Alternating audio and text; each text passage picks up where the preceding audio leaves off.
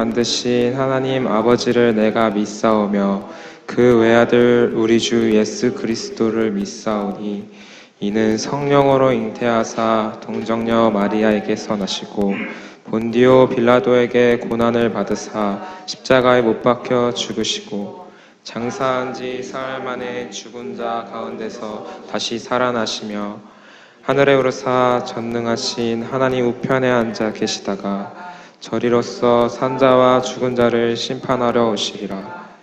성령을 믿사오며 거룩한 공예와 성도가 서로 교통하는 것과 죄를 사하여 주시는 것과 몸이 다시 사는 것과 영원히 사는 것을 믿사옵나이다. 아멘. 세상을 구원하기 위해 흘려야 할 피가 필요하다면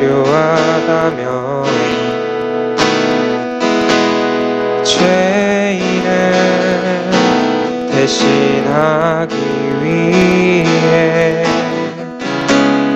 희생의 제물 필요하시다면 내 생명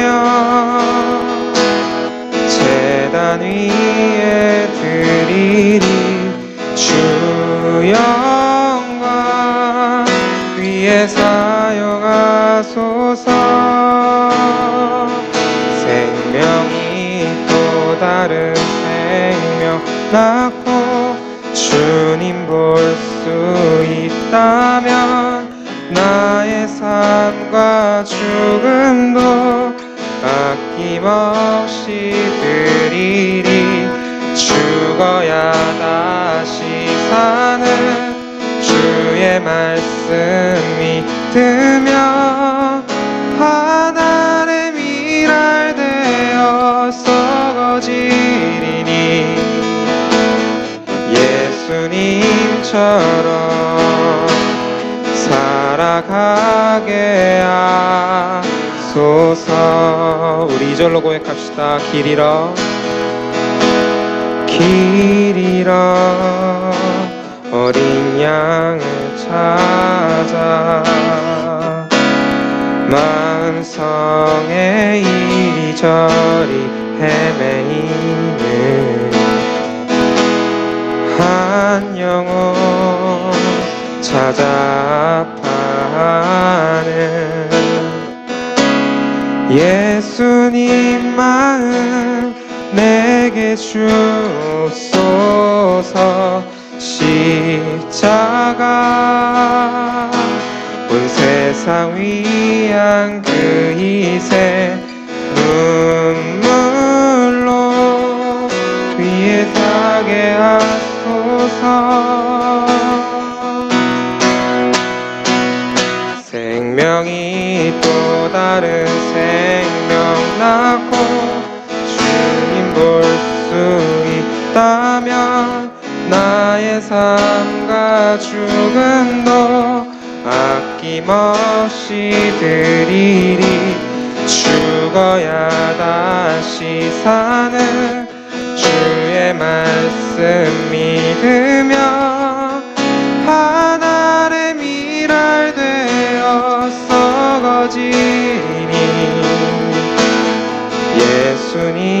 예수님처럼 살아가게 하소서.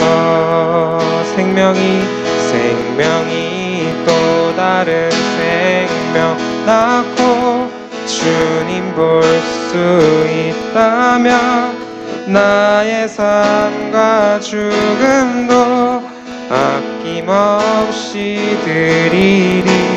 죽어야 다시 사는 주의 말씀 믿으며 하늘의 미랄 되어 썩어지리니 예수님처럼 살아가게 하소서. 따스한 성령님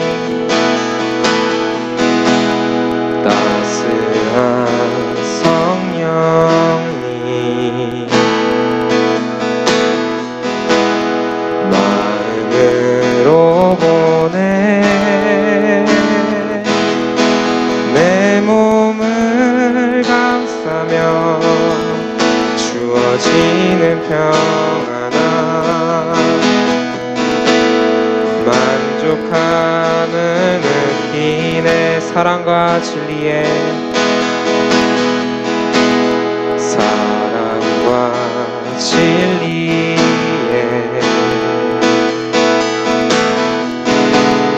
한 줄기 빛 보내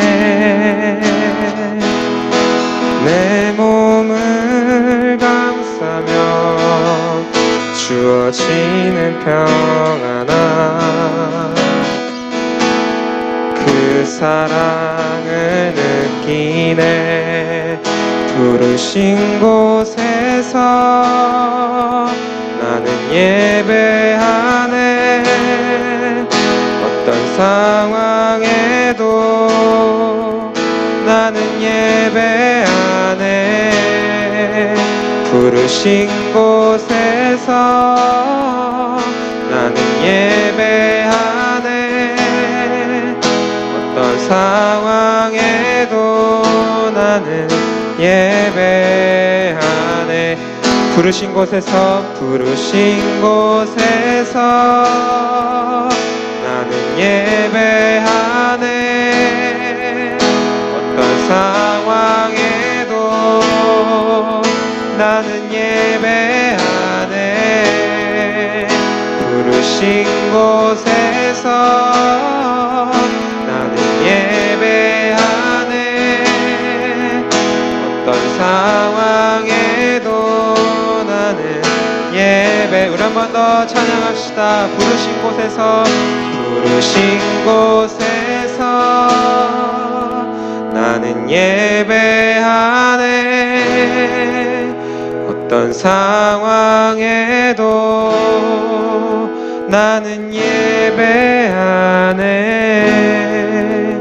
부르신 곳에서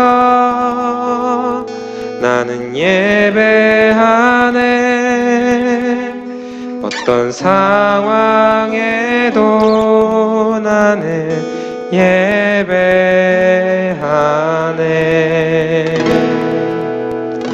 아멘. 하나님 아버지 우리가 이 시간에 온전히 주님께 찬양 올려드리오니 주님께서 기뻐 받아주시옵소서. 우리가 순종함으로 주님께 나아갈 때 주님이 우리에게 힘주심을 믿습니다. 주님 우리가 온전히 주님 앞에 순종함으로 나가게 하여 주시옵소서. 예수님의 이름으로 기도드렸습니다. 아멘.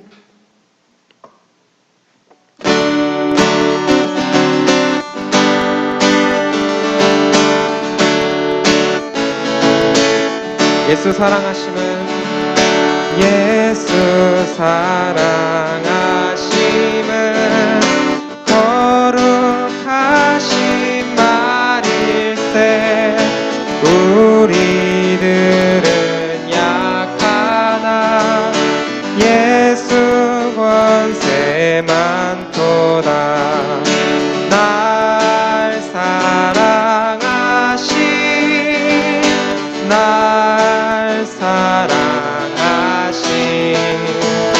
날 사랑하신 성경에 써있네 나를 사랑하시고 나를 사랑하시고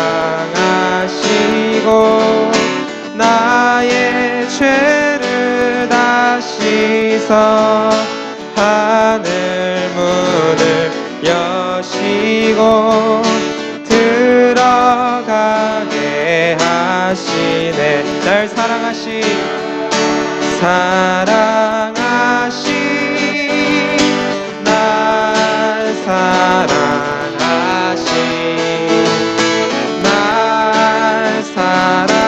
사랑하신 성경에서 우리 4절로 고백합시다. 세상 사는 동안에 나와 함께 하시고 세상 떠나가는 날 천국 가게 하소서. 나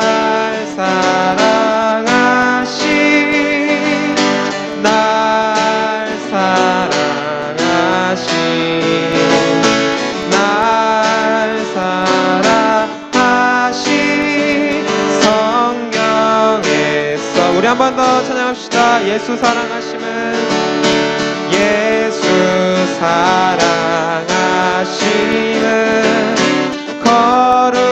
거룩하신 말일세. 우리들은 약하나 예수 권세 많도다. 날 사랑하신 날 사랑하신 날 사랑하신 성경에서 있네. 날 사랑하신 날 사랑하신 날 사랑하신 날 사랑하신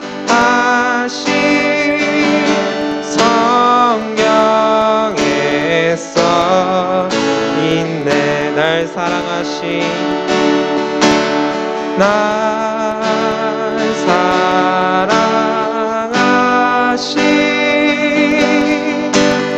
날 사랑하신 날 사랑하신 성경에서 우리 한 번 더 찬양합시다. 날 사랑하신 날 사랑하신 날 사랑하신 날 사랑하신 성경에서 있네. 그 크신 하나님의 사랑 말로 다 형용 못하네. 저 높고 높은 별을 넘어 이 낮고 낮은 땅 위에 죄범한 영 공부하려 그 아들 보내사 화목제로 삼으시고 죄 용서하셨네. 하나님 크신 사랑은 하나님 크신 사랑은 증량다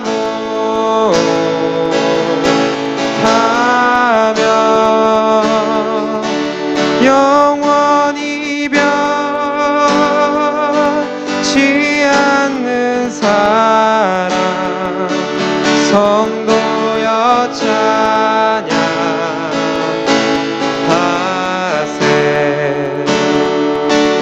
괴로운 시절 지나가고 땅 위에 화세할 때 주 믿지 않던 영혼들은 큰 소리 외쳐 울어도 주 믿는 성도들에게 큰 사랑 베푸사 우리의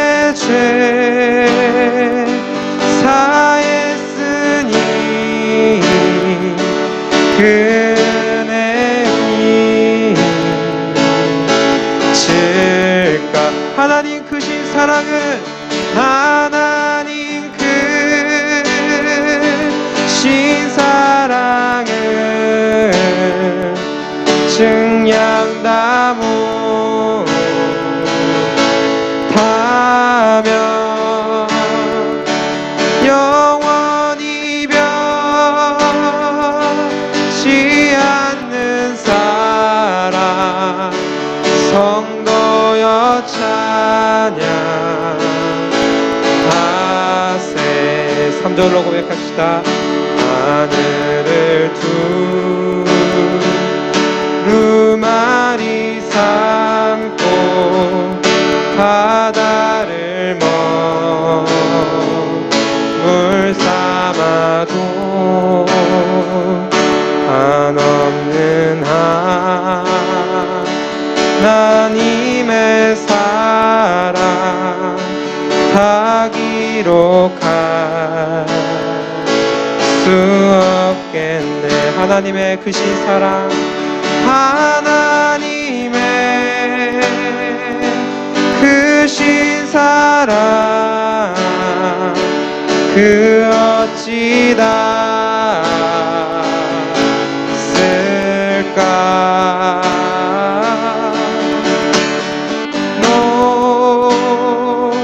높이 쌓아도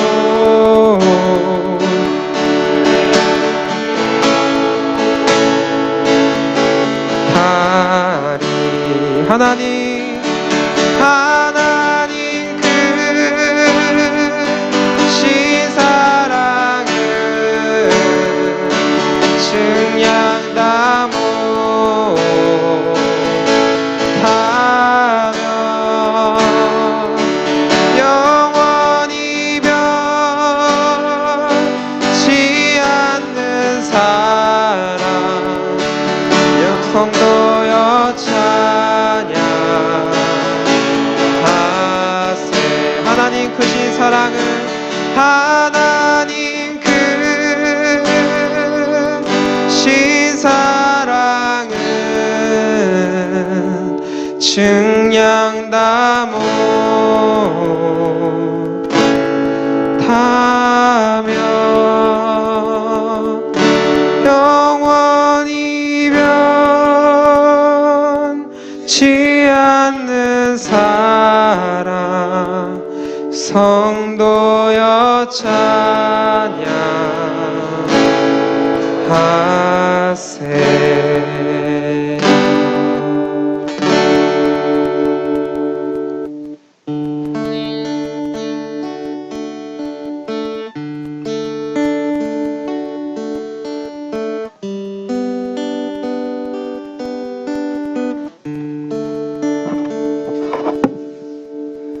함께 기도하시겠습니다. 주님, 한 주간 우리를 지켜주시고 또 이곳에 모여 함께 예배할 수 있게 하시니 하나님 너무나 감사합니다. 우리가 때로는 죄에 넘어지고 세상 유혹에 흔들릴 때가 있고 세상에 상처받고 또 그 마음이 지칠 때가 있고 누군가를 사랑하는 것보다 미워하는 마음이 더 쉬운 우리의 모습이지만 그럼에도 불구하고 끝까지 우리를 사랑하시고 다시 빛 가운데로 나오게 하시니 이 모든 것이 주님의 은혜일 줄 믿습니다. 하나님의 은혜의 고백이 우리 안에서 끊이지 않게 하여 주시옵소서. 또한 우리가 간구하는 것은 우리의 삶에서 늘 믿음으로 세상을 바라보고 그 가운데 신앙의 많은 고민과 질문을 하며 그 모든 결론이 우리를 죽기까지 사랑하시는 예수 그리스도로 날 수 있도록 인도하여 주소서. 이 결론이 이 땅을 하나님 나라로 변화시키는 귀한 간증과 삶이 되게 하여 주시고 거짓 교훈이 난무하는 이 시대를 진정한 복음으로 살아갈 수 있도록 우리의 삶을 붙들어 주시옵소서. 이 땅을 위해 기도합니다. 생명을 귀히 여기지 못하고 자신만을 지극히 사랑하는 이 땅을 하나님께서 긍휼히 여겨주시고 하나님 사랑하기보다 돈을 더 사랑하는 이 땅을 불쌍히 여겨주소서. 한국교회가 참된 그리스도의 사랑을 나타내게 하여 주시고 우리 또한 이웃을 사랑하고 섬기고 품어주는 것이 기쁨과 소망이 되게 하여 주소서. 예배를 위해서 기도합니다. 우리에게 허락하신 이 은혜를 흡족히 내려주시고 그 은혜를 가지고 한 주를 살아갈 수 있는 힘을 얻게 하여 주소서. 또 여러 일로 함께 예배를 드리지 못하는 교우들이 있습니다. 그들을 기억하여 주시고 있는 그 자리가 함께 예배하는 예배의 처소가 되게 하여 주소서. 말씀 전하시는 목사님 위해서 기도합니다. 입술을 주관하여 주시고 영육간의 강건함을 더하여 주소서. 또 이번 주에 오고 가는 발걸음들이 있습니다. 위에서 함께 기도합니다. 현경이가 이번 주에 캐나다로 떠납니다. 오고 가는 발걸음 지켜주시고 어디에 있던 기도의 끈이 끊어지지 않게 하여 주소서. 현경이와 그 가정을 주님 손에 맡겨드리오니 말씀 위에 더욱더 굳건히 세워지는 귀한 가정이 되게 하여 주소서. 또 방황을 맞아 한국에 온 관연을 위해서 기도합니다. 먼저는 오는 발걸음을 지켜주시니 감사합니다. 한국에 있는 모든 시간 동안 지켜주시고 또 교회 안에서나 밖에서나 모든 시간이 하나님 안에서 귀하고 뜻깊은 시간을 보낼 수 있도록 주님께서 함께하여 주소서. 또 이번 주부터 교회 공사를 진행합니다. 도움의 손길을 축복하여 주시고 하나님 모든 과정 주님 손에서 주님 안에서 모든 것이 이루어질 수 있도록 주님께서 함께하여 주시옵소서. 공사를 진행하는 동안 우리도 함께 기쁨으로 기도로 동참할 수 있도록 주님께서 함께하여 주시고 하나님 이 모든 시간 모든 진행하심이 모든 과정이 주님 손에 달려 있음을 우리가 잊지 아니하도록 하나님 우리의 마음과 생각을 지켜주시옵소서. 우리의 모든 것 모든 처음과 시작을 맡겨드리며 사랑 많으신 예수 그리스도 이름으로 기도합니다. 아멘. 네, 바른교회에 오신 여러분을 환영하고 축복합니다. 이 시간 옆 사람을 보면서 이렇게 인사하겠습니다. 만나니 반갑습니다. 네, 또 만나니 너무나 반갑습니다. 네, 감사합니다. 네, 교회 소식을 전해드리도록 하겠습니다. 내일부터죠. 6월 17일부터 24일 주간에 교회 공사를 진행을 합니다. 그래서 교회 계단 안전바와 카페 공간에 대한 것 그리고 또 예배 음향과 영상과 테이블 제작까지 또 교회 안에 여러 이제 공사들이 진행이 되는데 이를 위해서 또 함께 기도해 주시고 또 혹시 이 중간에 교회에 필요한 어떤 물품이나 또 필요한 것들이 있다고 생각하시면 저희에게 말씀해 주시면 감사하겠습니다. 또 그리고 현경이가 이제 이번 주에 캐나다로 떠나게 됩니다. 그래서 또 이제 언제 볼지 또 모르지만 또 위에서 함께 기도해 주시고 생각날 때마다 현경이와 이 가정을 위해서 계속 끊임없이 또 기도해 주셨으면 좋겠습니다. 네, 그리고 관연이가 방학을 맞아서 왔습니다. 네.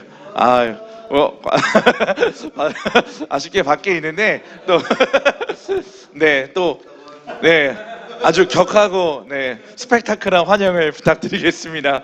네, 이것으로 교회 소식을 마치고 오늘 우리에게 주신 말씀을 함께 보도록 하겠습니다. 오늘 우리에게 주신 말씀은 요한복음 12장 20절부터 35절까지 말씀입니다. 요한복음 12장 20절부터 35절까지 말씀입니다. 제가 한 절, 여러분이 한 절, 마지막 절을 함께 읽겠습니다. 명절에 예배하러 올라온 사람 중에 헬라인 몇이 있는데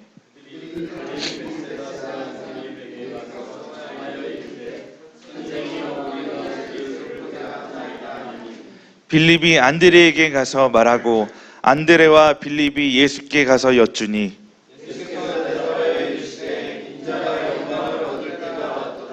내가 진실로 진실로 너희에게 이르노니 한 알의 밀이 땅에 떨어져 죽지 아니하면 한 알이 그대로 있고 죽으면 많은 열매를 맺느니라. 자기의 생명을 살아내는 자는 잃어버릴 것이요 이 세상에서 자기의 생명을 미워하는 자는 영생하도록 도전하리라. 사람이 나를 섬기려면 나를 따르라. 나 있는 곳에 나를 섬기는 자도 거기 있으리니 사람이 나를 섬기면 내 아버지께서 그를 귀히 여기시리라. 지금 내 마음이 괴로우니 무슨 말을 하리요. 아버지여 나를 구원하여 예배를 면하게 하여 주옵소서. 그러나 내가 이를 위하여 있게 되어 왔나이다.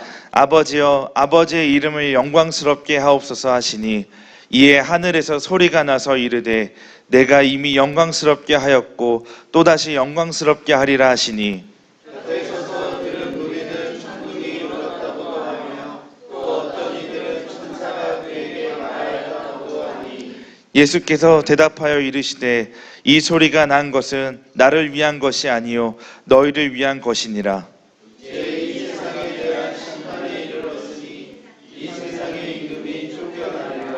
내가 땅에서 들리면 모든 사람을 내게로 이끌겠노라 하시니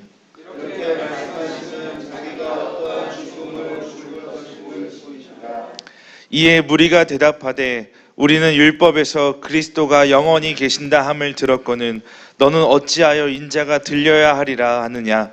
이 인자는 누구냐?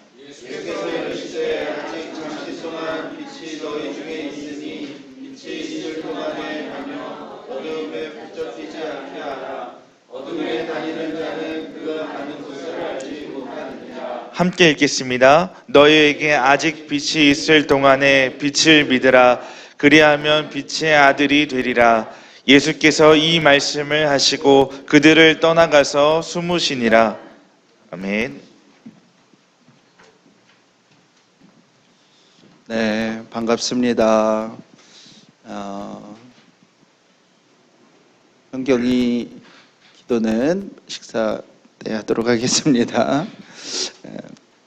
인류가 시작된 이래 모든 인류가 맞이하는 의문과 질문은 우리가 마주하는 각자의 삶이 불공평하다는 것입니다. 그래서 인류는 시작된 이래 계속해서 변화를 바라고 변화를 추구합니다. 그런 것들이 인류의 역사 속에서는 계속해서 전쟁의 형태로, 혁명과 개혁의 형태로 계속해서 일어나지요.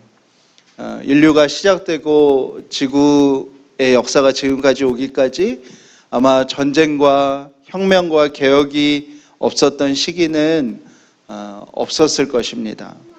많은 사람들이 불공평한 현실에 분노하고 또 그거에 대해서 그 분노를 자극하여 지도력을 얻고자 하는 사람들이 언제나 있어 왔기 때문이죠. 이번 주에서도 홍콩에서 아주 큰 시위가 있었는데요.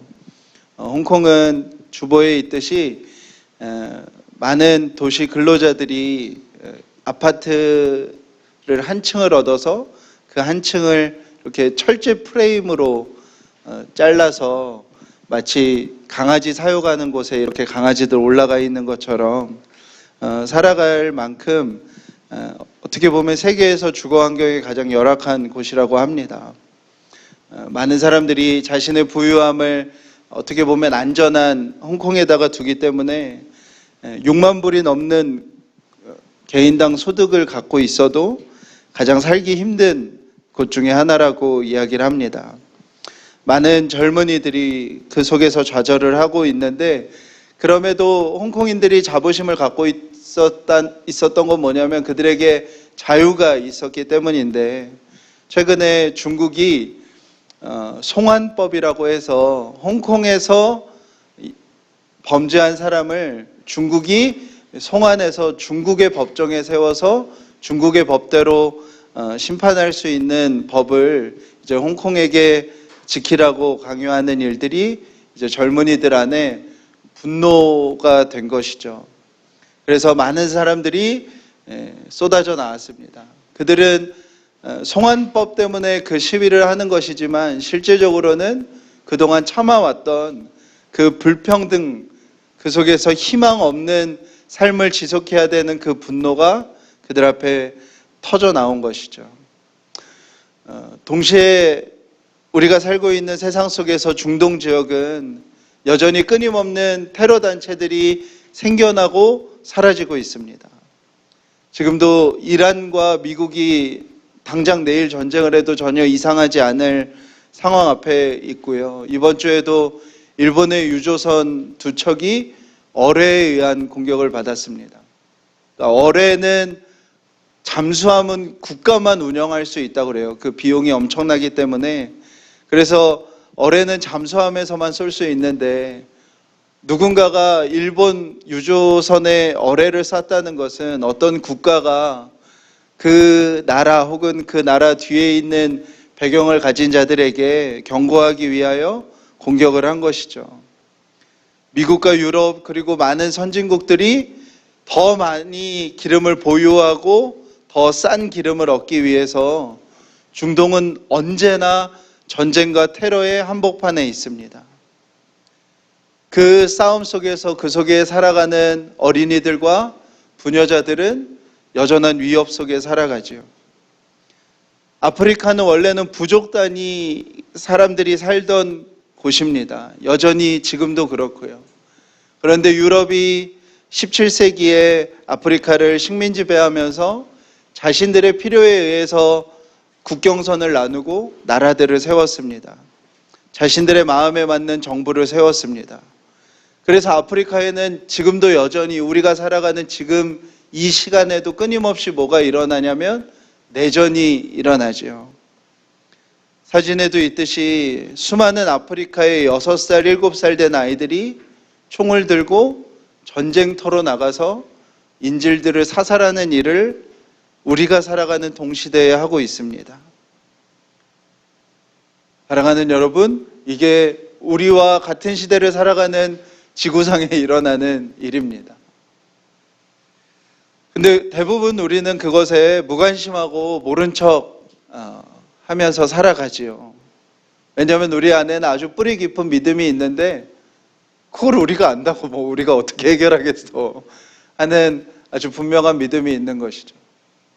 우리가 엄청난 힘을 갖지 않는 한, 우리가 어떤 무력을 갖지 않는 한, 우리가 아니면 엄청난 돈을 갖지 않는 한, 우리가 딱히 신경을 쓴다 한들 그 문제들이 해결될 수 없다는 우리 안에 어떤 견고한 믿음이 있기 때문이죠.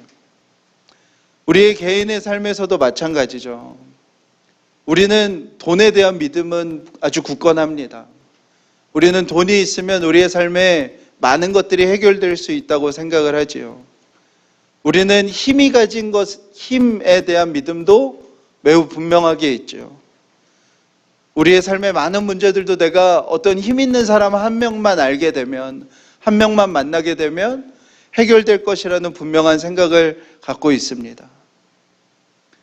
그런데 오늘 예수님께서는 이 땅의 문제, 우리 자신의 문제, 우리 자신과 맺고 있는 모든 관계들의 문제에 그 문제를 해결할 매우 특별한 방법을 제자들에게 알려주시는데 그것은 바로 죽음입니다. 오늘 본문은 예수님을 어떤 헬라인이 찾아온 것으로 시작이 됩니다. 그동안 대부분 예수님을 찾아왔던 사람들은 유대인이었습니다. 물론 예수님이 이방인들을 찾아가신 적은 있으시지만 예수님에게 찾아온 이방인은 많지 않았습니다. 근데 오늘 그리스에 살고 있던 헬라인이 예수님에 대한 소문을 듣고 찾아온 것이죠. 그 헬라인을 처음 마주한 사람은 빌립이라는 제자였습니다. 그들은 빌립에게 아주 정중하게 묻습니다. 내가 당신의 선생님, 당신의 주인님을 좀 만나고 싶습니다 라고 얘기합니다. 그것이 빌립에겐 되게 당황스러운 일이었나 봐요. 왜 당황스러웠을까요? 빌립은 처음 헬라인이 찾아온 것이 엄청 특별하게 느껴졌을 것입니다. 와, 이제 우리 예수님이 유대인을 넘어서서 유명해지셨구나. 이제 예수님이 유대인을 넘어서서 다른 나라에게까지 영향이 있으신 분이구나 하는 마음에 뭔가 당황스러움이 있었을 거예요. 그래서 바로 예수님에게 가지 않고 안드레에게 가서 의견을 묻습니다. 그래서 안드레와 빌립이 예수님에게 찾아와서 그 얘기를 하는 거예요. 예수님을 만나러 헬라에서 세상에 사람이 왔어요. 아마 그들의 표정은 뭔가 기대에 찬 표정? 와, 이제 뭔가 됐다 하는 표정으로 예수님에게 그 이야기를 했을 것입니다. 그런데 예수님이 자주 하시는 방식인데요. 역시 그들이 원하는 대답을 하지 않고 정상적인 대화라면 어떤 거예요? 내가 그를 만나겠다고 하던가 다음에 오라고 말하라고 하던가 기다리라고 말하라고 해야 되지 않겠습니까? 그런데 그 빌립과 야고보에게 예수님이 오늘 뭐라고 얘기하시는 거예요? 이제 인자가 영광을 받을 때가 왔다라고 말씀하시는 거예요. 요한복음에서는 요한복음 7장과 8장에 예수님의 때에 대해서 이야기를 하는데 7장과 8장에 동시에 아직 예수님의 때가 이르지 못했다고 기록을 하는데요. 오늘 12장에 이르러서 이제 처음 예수님께서 직접 자신의 때가 이르렀다고 기록하는 것입니다. 여기에 나오는 헬라인은 이제 예수님이 11장에 얘기하셨던 나로 인하여 유대 민족과 잃어버렸던 하나님의 백성들이 돌아오게 될 것이다 라는 그 말씀의 첫 번째 이방 민족을 의미합니다. 그 헬라인이 이제 예수님께 나오기 시작하는 것을 통하여서 이제 예수님이 자기 자신을 하나님 앞에 죽음으로 단번에 들여서 유대인과 잃어버린 모든 민족을 하나님의 나라 백성으로 회복시킬 그 때가 이제 다 찼다고 얘기하시는 것이죠. 그러면서 제자들에게 그 방법에 대해서 얘기하시는데 그 방법이 뭐냐면 24절입니다. 우리 함께 읽어볼까요? 시작. 내가 진실로 진실로 너희에게 이르노니 한 알의 밀이 땅에 떨어져 죽지 아니하면 한 알 그대로 있고 죽으면 많은 열매를 맺느니라. 아멘. 예수님께서는 하나의 씨앗으로 말씀을 하십니다. 한 알의 씨앗이 땅에 떨어져 죽어야 많은 열매를 맺게 된다는 것이죠. 불과 20년 전만 해도 아마 이 말씀이 어떤 의미인지 어르신들은 너무 잘 알 거예요. 그죠? 추수를 하면 가장 먼저 하는 것이 있는데 먹는 것이 아니라 내년에 뿌릴 씨앗을 남겨두는 일이죠. 그렇게 남겨놓은 씨앗은 무슨 일이 있어도 지켜야 됩니다. 봄에 보릿고개가 다가와도 그 씨앗에 손을 댄다는 건 상상할 수가 없는 것이죠. 그 씨앗에 손을 댄다는 건 가정의 모든 미래를 다 팔아버리는 일과 똑같은 것입니다. 그렇게 소중하게 간직해온 그 씨앗을 이제 봄에 땅에 심죠. 그렇게 주인이 소중하게 간직해서 겨울을 지난 그 씨앗을 땅에 심었는데 그 씨앗이 땅에 들어가서 자신의 껍질을 깨트리지 않고 자신의 몸을 찢어 새순이 나지 않는다면 엄청나게 큰일인 것입니다. 주인의 입장에서는요, 지금처럼 곡식이 풍부해진 때는 별로 없죠. 아마 여기에 계신 어르신들은 불과 20-30년 전만 해도 이런 일들 앞에 고민했었던 적이 있을 것입니다. 씨앗을 간직한다는 건, 씨앗을 보호한다는 건 주인 입장에선 너무 중요한 일이에요. 제일 중요한 일입니다. 그런데 봄이 되어서 그 씨앗을 땅에 심었는데 그 씨앗들이 싹을 내지 못한다는 건, 그 씨앗들이 자기 자신을 깨트리지 못한다는 건, 자신을 찢어서 새순을 내지 못한다는 건 재앙인 거죠, 재앙. 예수님은 이제 그 하나님의 때가 다 된 그때에 제자들에게 바로 자신이 무엇이라고 말씀하시는 거예요? 하나님이 간직해두고 간직해둔 하나의 씨앗이라는 거예요. 그래서 내가 땅에 떨어져 내 자신을 깨트리고 내 자신을 찢어 싹을 내지 못한다면 아무런 열매를 맺을 수 없다는 이야기를 하시는 것이죠. 제자들은 지금 이 질문을 하고 있는 빌립과 야고보는 여전히 예수님을 통해 무슨 기대를 하고 있는 거예요? 예수님이 칼과 창으로 세우는 나라를 기대하고 있는 거예요. 범접할 수 없는 힘을 가진 예수님이 로마 제국보다 더 힘센 나라를 세우기를 바라고 있는 거예요. 와, 이제 예수님이 유명해져서 고대 그리스부터 그렇게 콧대 높던 헬라인들이 예수님을 찾아와서 예수님이 이제 그들의 콧대를 꺾으시는구나 하는 그 묘한 마음을 갖고 있던 빌립과 안드레에게 예수님은 또 완전 딴소리를 하시는 거예요. 이제 내 때가 되었고 이제 하나님의 나라가 완성되고 이루어질 그 순간 앞에 있는데 그곳은 어떤 곳이냐면 죽음으로 변화되는 나라라는 거예요. 그러면서 제자들 입장에선 정말 듣기 싫은 이야기를 하시는데요. 우리도 동일한 마음으로 한번 읽어보겠습니다. 25절, 26절입니다. 함께 읽겠습니다. 시작. 자기 생명을 사랑하는 자는 잃어버릴 것이요 이 세상에서 자기의 생명을 미워하는 자는 영생하도록 보전하리라. 사람이 나를 섬기려면 나를 따르라. 나 있는 곳에 나를 섬기는 자도 거기 있으리니 사람이 나를 섬기면 내 아버지께서 그를 귀히 여기시리라. 아멘. 이 죽음이 단지 예수님에게만 해당되는 것이 아니고 예수님을 따르는 모든 백성에게 해당되는 말씀이라는 것입니다.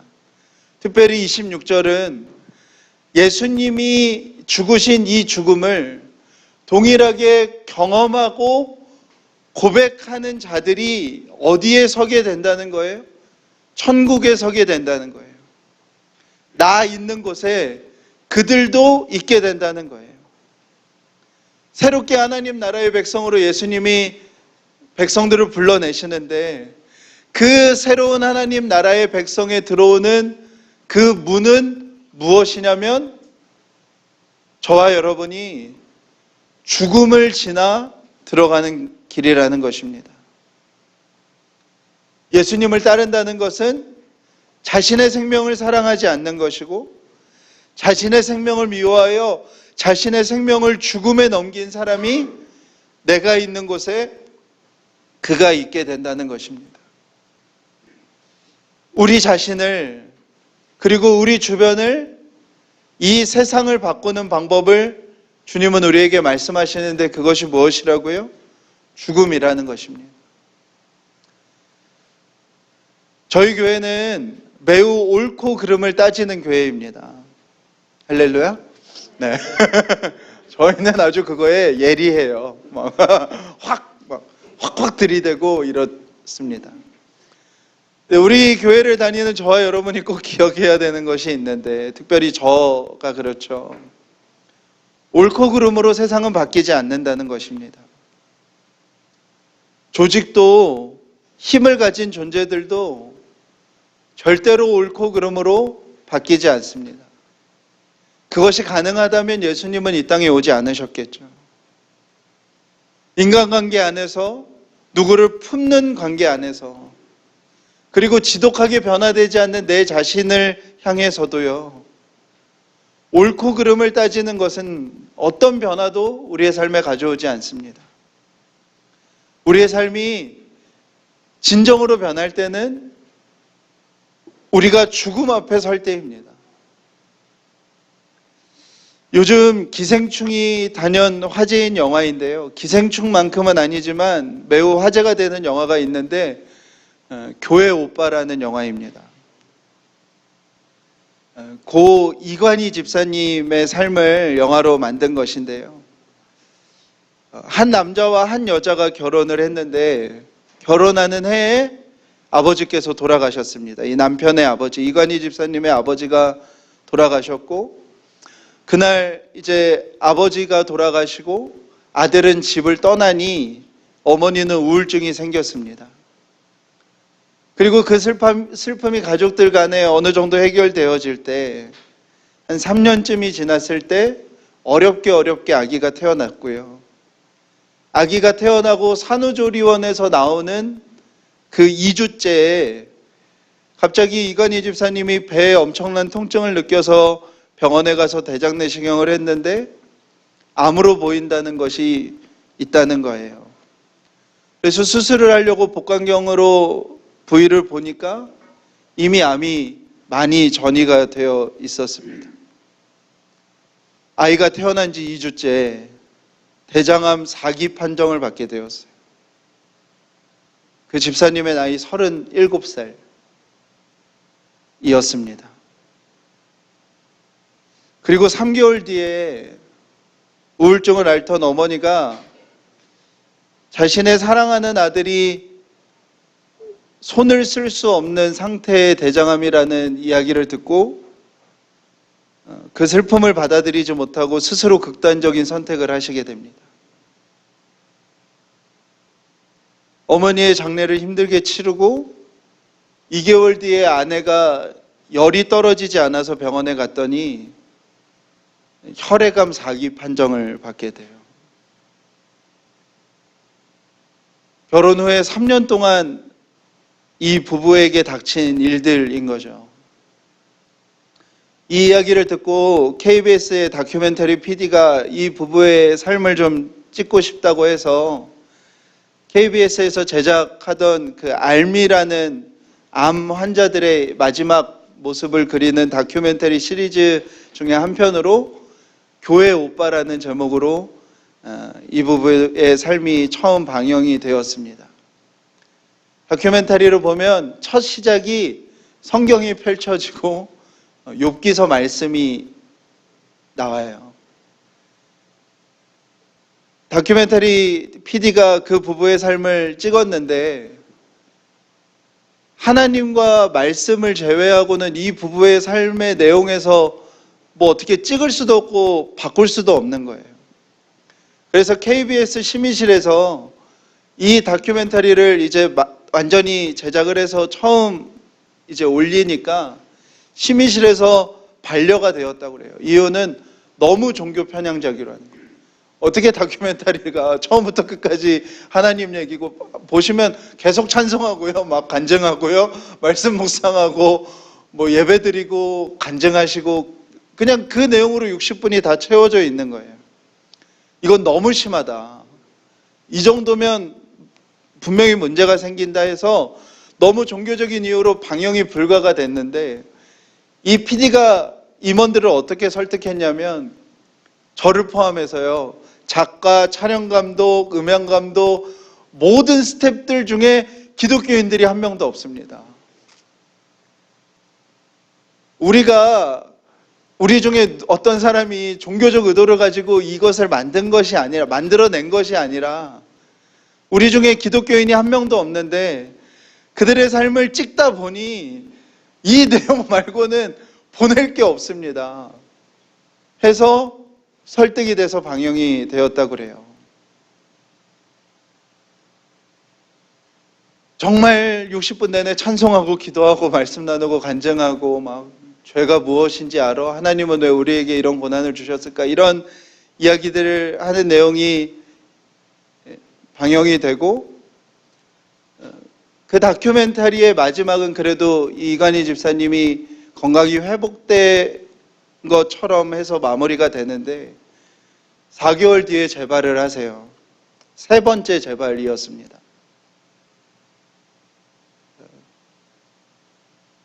이제 이 다큐멘터리 영화 감독이었던 분이 그 소식을 다시 듣고 집사님을 찾아가요.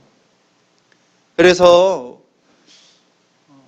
이 모습까지 우리가 함께 촬영을 하고 영화로 만들고 싶다, 이런 의견을 보내게 됩니다. 처음에는 뭐 하나님 믿는 사람들이 병을 이기지 못해서 죽는 게 의미가 있다고 이거를 찍겠습니까? 라고 얘기를 하다가 이제 그 영화 제작자 분이 찾아가셔서 설득을 하세요. 설득이 그런 거였습니다. 그 다큐멘터리를 통해서 우선 여기 이 PD분이 교회에 나가기 시작했고, 그 촬영을 했던 많은 분들이 지금 교회를 출석하고 있고, 이 영상을 통해서 수많은 사람들이 하나님 앞에 돌아온 이야기를 알고 있지 않느냐. 우리가 죽음을 맞이하는 그리스도인의 모습도 기록했으면 좋겠다라는 이야기를 하는데, 그 이관희 집사님이 마지막에 그렇게 얘기하셨다고 해요. 좋다고 하시면서 여기에 삶의 끝까지 하나님을 믿는 사람이 있다는 것을 보여주고 싶습니다. 자기 자신을 과시해야 되는 이 세상 속에서 약해져가고 죽어가는 그 삶이 괜찮은 삶이라는 것을 보여주고 싶습니다. 그 촬영을 허락하고 10일 만에 숨을 거두시는데, 그 병상에서 겨우겨우 숨을 내쉬면서 마지막에 하시는 말씀이, 예수님께서도 육신을 입고 이 땅에 오셔서 나처럼 숨 한 번 내뱉는 게 힘든 시간을 보내셨을 텐데, 십자가 위에서 그때 예수님은 무슨 생각을 하셨을까 궁금합니다.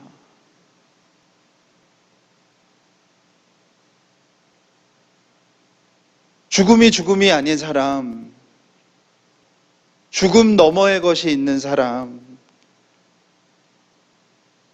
예수님은 우리에게 사랑이 제일이라고 말씀하시는데요. 요한복음에서는 그 사랑의 최고의 절정이 죽음이라고 말씀하십니다. 요한복음 15장에 이 계명은 내가 곧 너희를 사랑한 것 같이 너희도 서로 사랑하라 하는 것이라. 사람이 친구를 위하여 자기 목숨을 버리면 이보다 더 큰 사랑이 없나니 너희는 내가 명하는 대로 행하면 나의 친구라. 성경이 말하는 제일 큰 사랑은요, 성경이 말하는 제일 본질적인 사랑은요, 죽음인 것입니다. 내 자신을 누군가에게 죽음으로 내어주는 것. 고 이간희 집사님처럼 자신의 실제적인 죽음을 통해서 사랑을 증거하는 사람도 있지만, 우리의 삶에서 우리가 하나님의 이 말씀과 복음과 진리와 능력을 전달하는 방법도 역시 죽음입니다. 사도 바울은 자신이 사명을 가지고 하나님의 백성들을 만나러 가는 그 삶의 모든 여정을 뭐라고 얘기하냐면 날마다 예수의 죽음을 몸에 짊어지는 일이라고 하였습니다. 고린도후서 4장 10절에서 12절에 우리가 항상 예수의 죽음을 몸에 짊어짐은 예수의 생명이 또한 우리 몸에 나타나게 하려 함이라. 우리 살아있는 자가 항상 예수를 위하여 죽음에 넘겨짐은 예수의 생명이 또한 우리 죽을 육체에 나타나게 하려 함이라. 그런즉 사망은 우리 안에서 역사하고 생명은 너희 안에서 역사하니라. 자신은 매일 죽음으로, 그 죽음의 역사가 내 안에 매일 일어남으로 생명이 일어나는 일을 경험하는 것. 내가 날마다 나 자신을 죽음에 짊어지게 하여서 예수의 생명이 내가 딛는 곳에 나타나게 하는 것이에요.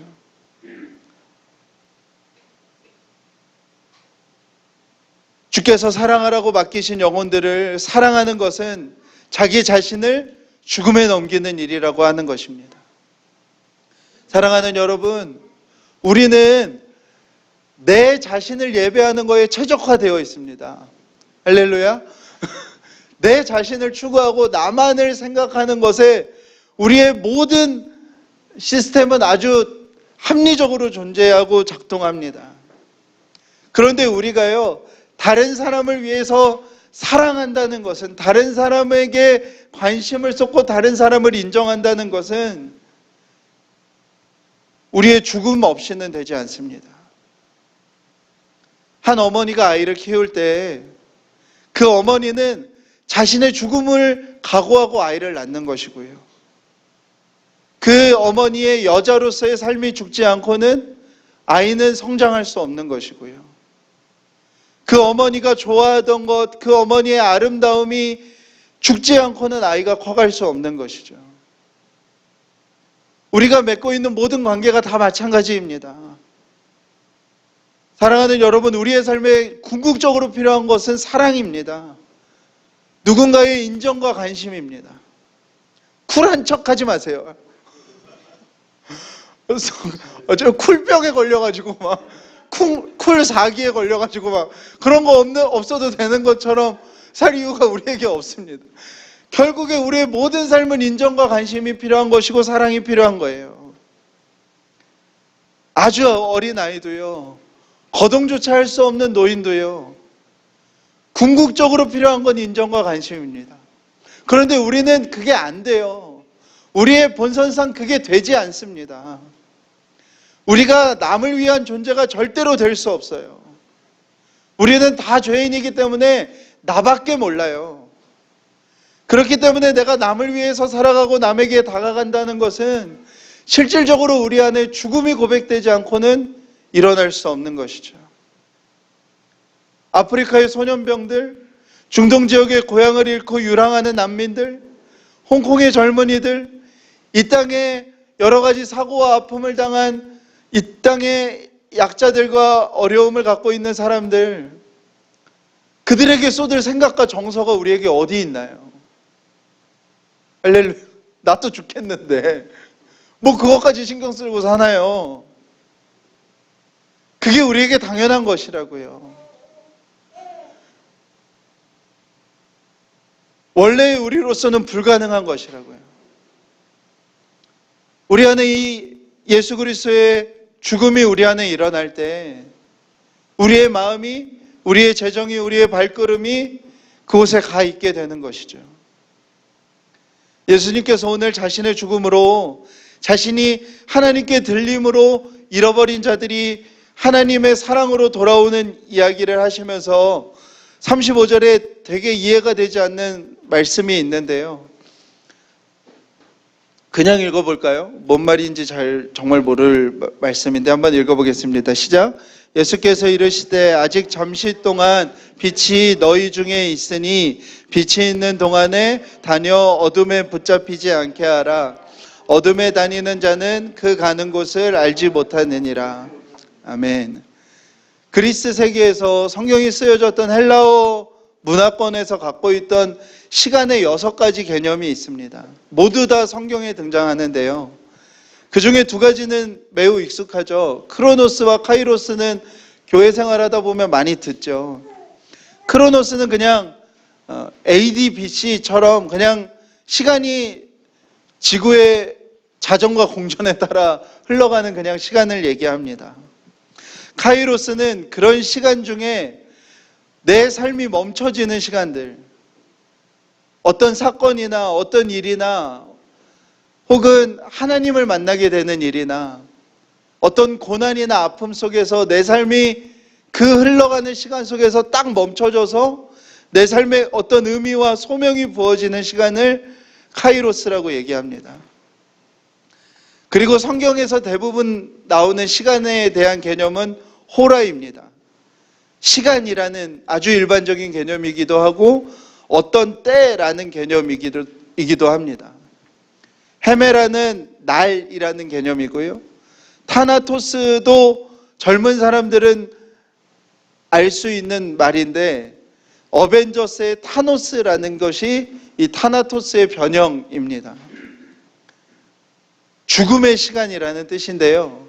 헬라인들에게 죽음은 영혼을 위한 새로운 출발이었습니다. 어벤져스에서 타노스가 죽음을 가져오죠. 아실지 모르겠지만 그리고 그 타노스는 죄책감이 없습니다. 왜요? 죽음 이후에 새로운 영혼이 시작되기 때문에 그 일에 대하여 죄책감이 없죠. 그리고 마지막 오늘이라는 의미의 세메론인데요. 오늘 35절에 예수님께서 특별히 이 시간의 개념들 중에 2가지 단어를 특별히 사용하셔서 목적을 가지고 얘기하시는 것이죠. 이 빛이 있는 동안에서 말하는 이 동안은 카이로스의 시간입니다. 흘러오던 시간 속에서 예수님이 그들의 삶에 나타나셔서 예수님으로 인해 그들의 삶에 새로운 의미와 소명이 부딪혀 오는 그 시간, 그 카이로스의 시간을 얘기하십니다. 그 카이로스의 시간을 만났을 때, 그 호라의 때, 그 때에 우리의 삶이 그 빛으로 나아가야 한다는 거예요. 이것을 이해하셔야 됩니다. 사랑하는 여러분, 우리의 삶에 하나님이 우리의 삶에 특별한 계획을 가지고 우리의 삶에 개입하시는 그 개입을 우리의 삶에서 경험하고 알게 되는 일이 많지 않습니다. 여러분들 많은 횟수가 아니에요. 우리의 삶이 태어나서 죽을 때까지 걸어가는데요.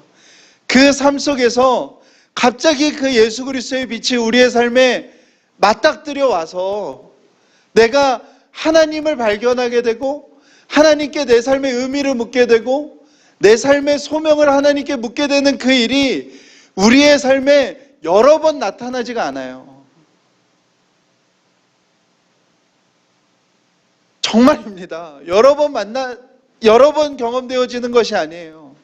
예수님이 그 얘기를 하시는 거예요. 그 카이로스의 시간 동안에 그때에 빛으로 나와야 한다는 거예요.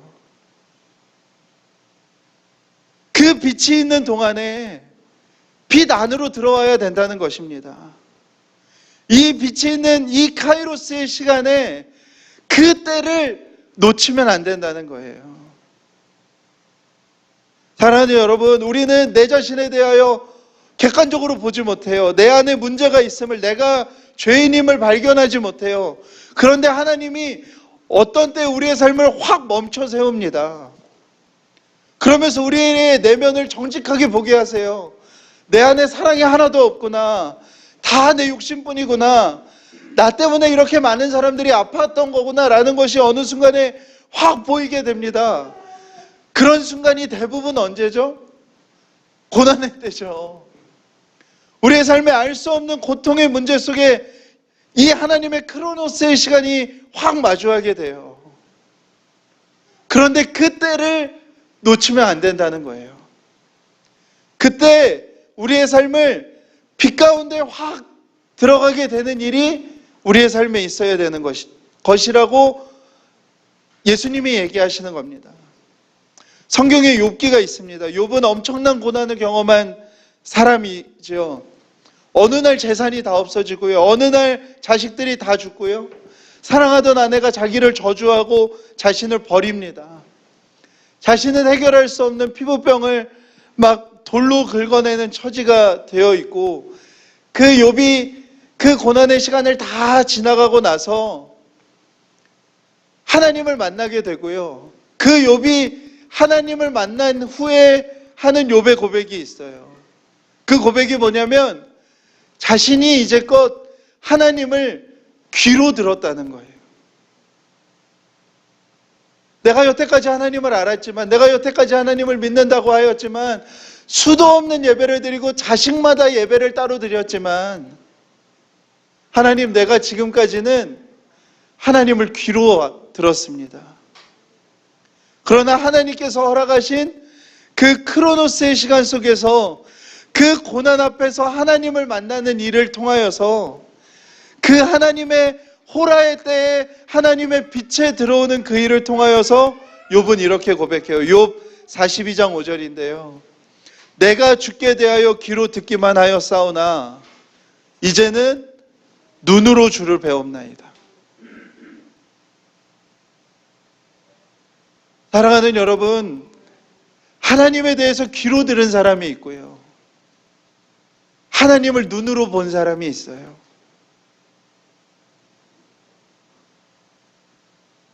그 차이는 하나님께서 멈추신 시간에, 하나님께서 멈추신 그때에 다 이해되지 않아도, 다 알 수 없어도 나 자신을 죽음에 던져서 그때를 지나가 본 사람은 하나님을 본 사람인 것입니다. 하나님이 우리의 삶을 허락하여 주신 것은 어쩌면 이 일을 위해서인 것입니다. 나를 위해 살아가지 않아도, 나를 예배하고 나를 추구하고 나만을 위로하게 내 삶을 살지 않아도, 누군가를 위해 나를 내어주고 나를 죽음에 넘기는 일이 일어나도, 모두가 자기 자신을 자랑하고 과시하는 이 세상 속에서 약해져가고 죽어가는 내 자신을 보여줘도 완전 괜찮은, 완전 이상하지 않는, 훨씬 더 나은 그 삶이 있다는 것, 그것을 들어서 아는 것이 아니라 봐서 경험한 사람들이 있다는 것, 그리고 그 삶이 저와 여러분의 삶이 되어야 한다는 것입니다. 우리 베드로전서 2장 4절에서 7절 한번 같이 읽어볼까요?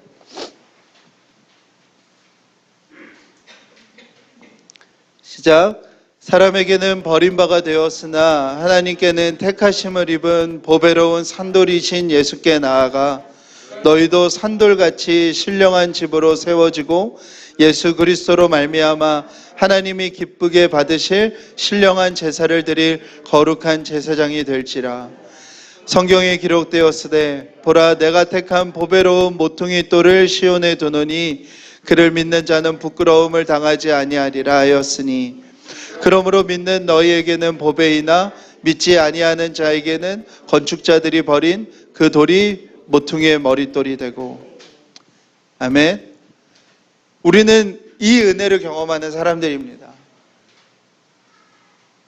버린 자가 살게 되는, 죽음에 넘긴 자가 생명을 얻게 되는, 버린 돌이 모퉁이 돌이 되고 그 모퉁이 돌이 머릿돌이 되는 그 은혜를 약속과 선물로 받은 사람들이 저와 여러분입니다. 할렐루야. 사랑하는 여러분, 죽을 것 같은 어떤 문제가 있습니까? 버려보십시오. 할렐루야.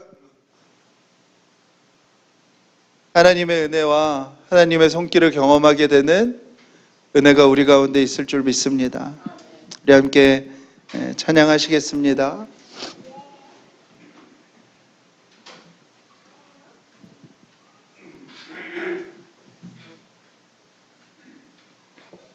우리 날 사랑하심 우리 후렴을 함께 고백하시겠습니다.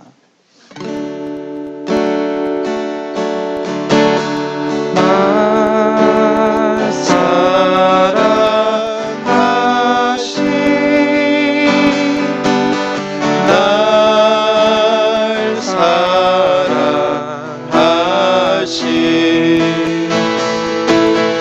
날 사랑하신 날 사랑하신 성경에 써 있네. 날 사랑하신 날 사랑하신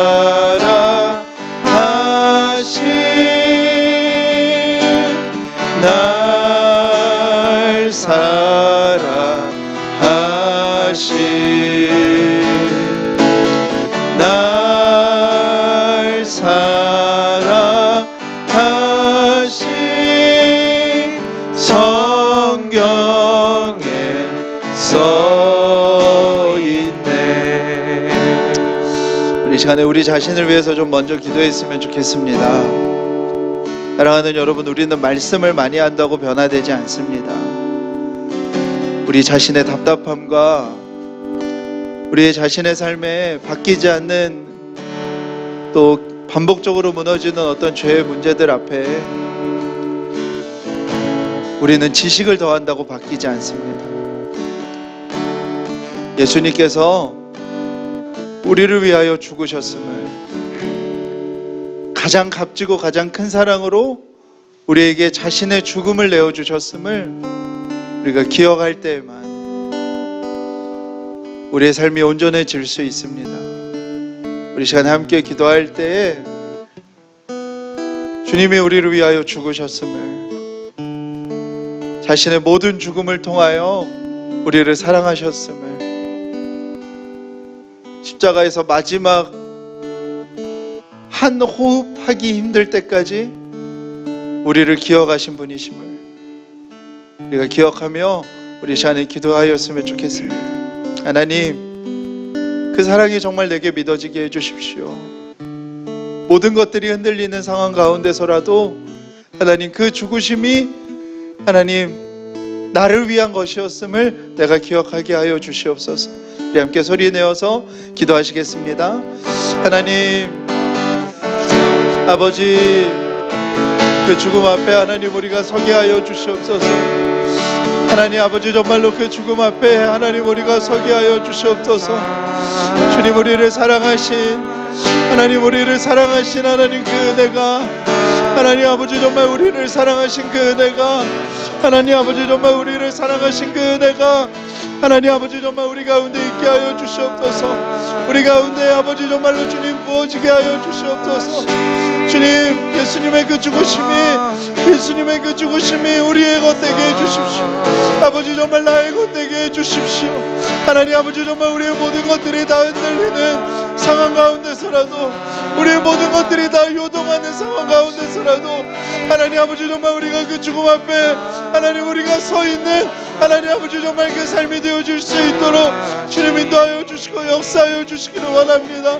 하나님 아버지 정말로 주님 하나님 아버지 정말 그리스도의 사랑이 우리에게 충만히 부어질 수 있도록 우리에게 충만히 부어질 수 있도록 주님 인도하여 주시고 주님 역사하여 주시고 주님 일하여 주시기를 원합니다. 아버지 역사하여 주시옵소서. 하나님 아버지 정말 그 충만한 사랑으로 아버지 함께하여 주시기를 원합니다. 우리 시간에 한 번 더 기도할 때 하나님 우리가 이웃을 사랑하는 것이 우리에게는 본성적으로 어렵습니다. 주님 우리에게 은혜를 내려주셔서 하나님 우리를 죽음에 들여 그 영혼이 예수 그리스도의 생명을 얻게 되는 그 일에 우리를 사용하여 주시기 원합니다. 하나님 사도 바울의 고백처럼 나를 죽음에 짊어지게 하여 하나님 내가 만나는 한 사람에게 예수 그리스도의 생명을 전하는 그 삶, 고 이간희 집사님처럼 자신의 죽는 모습이라도 끝까지 하나님을 믿고 끝까지 하나님을 붙드는 사람이 세상에 있다는 것을 보여주고 싶어하는 그 삶,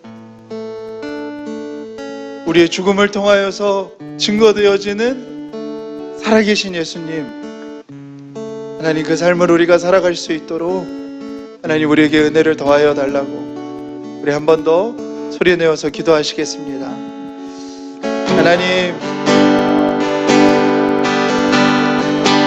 하나님 아버지 정말 우리가 그 삶을 살아가게 하여 주시기를 원합니다.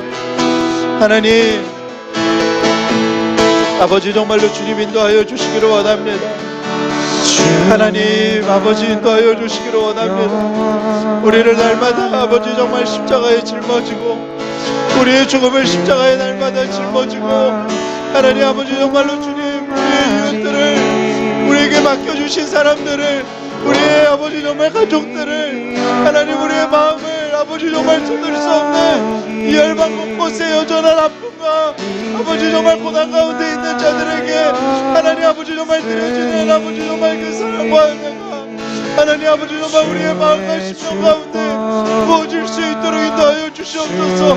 하나님 정말 우리의 죽음을 통하여 하나님 우리의 죽음을 지나 하나님 우리의 죽음을 내어 아버지 정말 드려 하나님 아버지 정말 그 사랑하며 살아가는 하나님 아버지 정말 그 삶이 하나님 아버지 정말 우리의 마음과 심령 가운데 있을 수 있도록 우리의 마음과 심령 가운데 있을 수 있도록 주님 인도하여 주시고 아버지 함께하여 주시기를 원합니다. 아버지 일하여 주시옵소서. 주님 주시옵소서.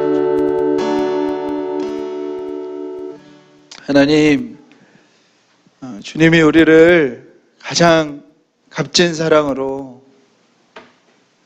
다시 날 수는 없는 사랑으로 그 죽으심으로 우리를 사랑하셨습니다. 자신을 뜯어내시고 가르셔서 우리를 위한 썩어지는 한 열매로 자신을 드리셔서 하나님 여기에 모인 자들이 그 예수 그리스도의 부활의 열매로 이곳에 함께 예배하며 주님 앞에 나아갑니다. 흔들리는 세상을 살아가는 우리에게 그 죽으심의 사랑이 충만하게 채워지게 하여 주시옵소서. 하나님 또한 우리도 그 삶을 살아가게 하여 주시옵소서. 우리의 죽음을 우리의 몸에 짊어지고 그리하여 다른 이들에게 예수 그리스도의 생명을 심는 자들로 우리가 살아갈 수 있도록 인도하여 주시옵소서. 하나님 우리의 죽는 순간까지 우리의 마지막 호흡 앞에서까지 주님을 증거하고 주님을 자랑하고 주님의 살아계심을 드러내 보이는 그 증인으로서의 삶을 하나님 우리가 살아갈 수 있도록 하나님 역사하여 주시옵소서. 오늘도 주님 앞에 나오며 귀한 예물 드린 손길들마다 하나님 축복하여 주시고 하나님 아버지 정말 이 재정들의 사용되어짐이 하나님 나라를 더욱 풍성하고 아름답게 사용하는 그 모습들이 되게 하여 주시옵소서. 오늘도 두세 사람 모여 예배하는 예배의 초소들, 핍박받는 선교지에서의 예배들, 북녘 땅에서 드려지는 하나님 모든 예배들, 중동과 아프리카의 내전과 전쟁의 위험 속에서 주님 앞에 예배하는 모든 예배에 주님께서 위로하여 주시고 주의 힘을 더하여 주시고 자신의 생명을 들여 사랑으로 삶을 드리는 많은 선교사님들 위해 하나님의 은혜와 담대함을 날마다 더하여 주시옵소서. 주님, 간절히 원합니다. 이 땅을 축복하여 주시고 이 땅에 특별히 청년 세대를 하나님 축복하여 주시고 하나님 말씀 앞에 온전히 서서 정말 하나님의 나라를 꿈꾸며 영원함을 쫓아 살아가는 청년들이 더욱 일어날 수 있도록 인도하여 주시옵소서. 하나님 이 땅에 소외되고 아픔 당하는 모든 자들을 하나님 위로하여 주시고 무더위가 시작되는데 하나님 고시원에 또 단칸방에 살아가는 수많은 자들에게 정말 생수와 같은 냉수와 같은 하나님의 사람들이 닿을 수 있도록 하나님 이 땅의 모든 아픈 자들을 연약한 자들을 붙드시고 인도하여 주시옵소서. 이제는 우리 주 그리스도 예수 그리스도의 놀라우신 은혜와 하늘 하나님의 사랑하심과 성령님의 감화 교통하심이 이 자리에 있는 모든 자들 위해 지금부터 영원토록 함께 하시기를 간절히 축원하옵나이다. 아멘.